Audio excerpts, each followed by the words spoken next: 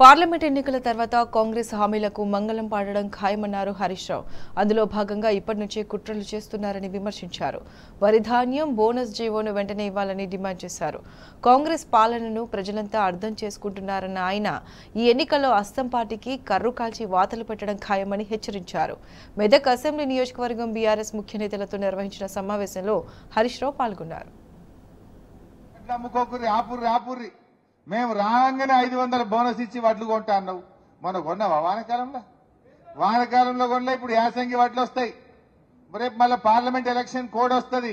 మళ్ళీ రేపమంటావు అరే election code వచ్చింది బోనస్ ఇయ్యరాదని మళ్ళీ చేతులు లావడతావు. నీకు ప్రేమ ఉంటే చిత్తశుద్ధి ఉంటే వడ్లకు బోనస్ ఇచ్చే జీవో పార్లమెంట్ ఎన్నికల కోడ్ రాకముందు ఇప్పుడే ఇయ్యండి అని చెప్పి నేను డిమాండ్ చేస్తా ఉన్నా.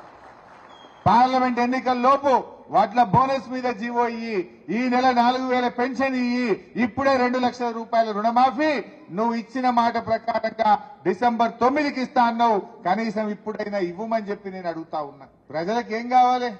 మనం చెప్పింది చేయలేదా? మనం చెప్పింది చేసినాం, చెప్పని కూడా చేసినాం. ఎన్నికల్లో చెప్పినవి చేసినాం, చెప్పని కూడా చేసినాం. 4 కిలోల బియ్యం ఉంటే 6 కిలోలు చేసినాం పేదలకు. కరోనా వస్తే 10 కిలోల బియ్యం ఇచ్చినాం పేదలకు. మళ్ళా గెలిస్తే ఈసారి సన్న బియ్యం ఇవ్వాలనుకున్నాం. కానీ వీళ్ళు ఉన్న బియ్యం బంద్ చేసినట్టు కనబడతా ఉన్నారు. వీళ్ళు వాస్తవాలు చెప్పాలి, వాళ్ళు ఇచ్చిన మాట నిలబెట్టుకోవాలి.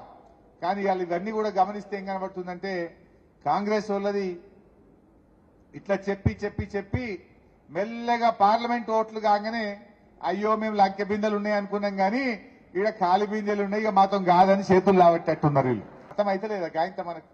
ఇప్పుడు ఓట్లు ఉన్నాయని చెప్పారు కంటే ఓట్లు కాగానే మెల్లగా చేతులు లావట్టు. దయచేసి మనం ఆలోచించాలి. నిజంగా ఇలా ప్రజల్లో చర్చ స్టార్ట్ అయింది.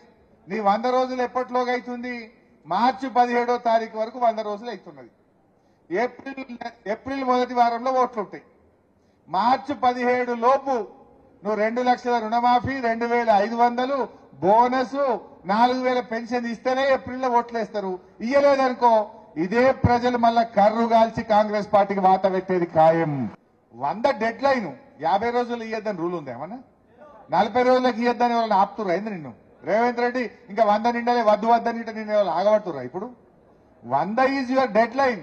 నువ్వు 30కి 40 రోజులకి 50, ఇప్పుడు ఆల్రెడీ 60 రోజులకు వచ్చింది, 2 నెలలకు దాటింది, దగ్గర 2 నెలలకు రానే బట్టే ఇవి. మరి ఇప్పుడు ఎందుకు వద్దంటున్నాం అంటే ఇదంతా కూడా వాళ్ళకు గోబల్స్ ప్రచారం చేసింది. బడ్జెట్ సరిపోదని తెలిసి కూడా, బడ్జెట్ లేదని తెలిసి కూడా ప్రజలను ఆశపెట్టి మభ్యపెట్టి ఇవాళ ప్రజలను మోసం చేసినటువంటిది ఇవాళ కాంగ్రెస్ పార్టీ. మరి వీళ్ళకెందుకు అంత ఇబ్బంది అవుతున్నది? మీ ప్రాధాన్యత ఏంది? దేశానికి అన్నం పెట్టే రైతు ముఖ్యమా, నీకెవరు ముఖ్యమో అని నేను అడుగుతా ఉన్నా. కరోనా లాంటి కష్టకాలంలో కేసీఆర్ ఇవ్వగలిగినప్పుడు మీరెందుకు ఇవ్వలేకపోతున్నారు అని చెప్పి నేడు ఈ కాంగ్రెస్ ప్రభుత్వాన్ని అడుగుతా ఉన్నా. ఇవన్నీ కూడా మీరు